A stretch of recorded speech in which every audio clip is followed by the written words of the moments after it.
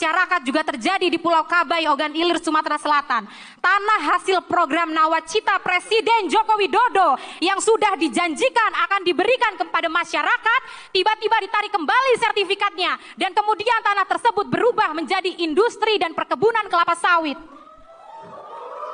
Selain itu, juga ada Pulau Lailai yang ruang hidupnya berpotensi hilang karena proyek reklamasi.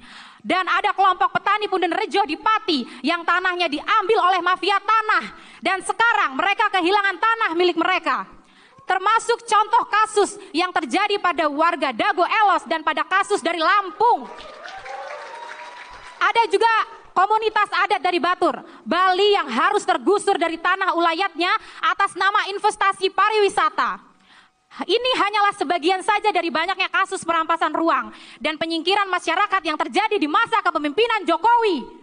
Kasus perampasan ruang secara masif juga terjadi di sekitar wilayah pembangunan Ibu Kota Nusantara.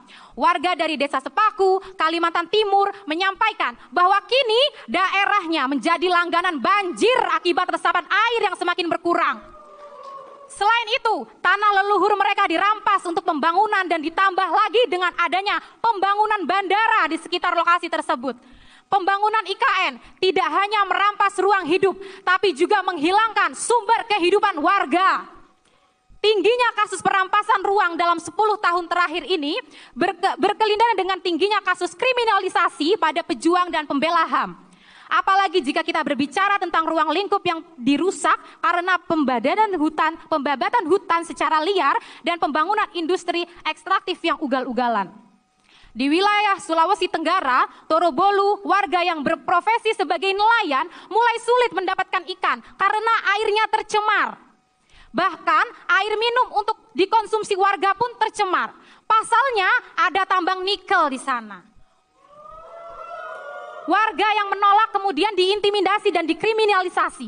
Hal serupa juga terjadi di desa Pantani, Halmahera Utara yang terancam tergusur, juga tercemar karena adanya operasi perusahaan tambang nikel dari PT IWIP.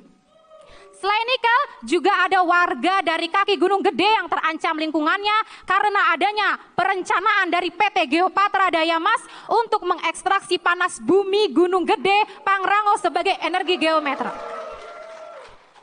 Pengunjung Mahkamah Rakyat yang saya yakin selalu semangat untuk berjuang.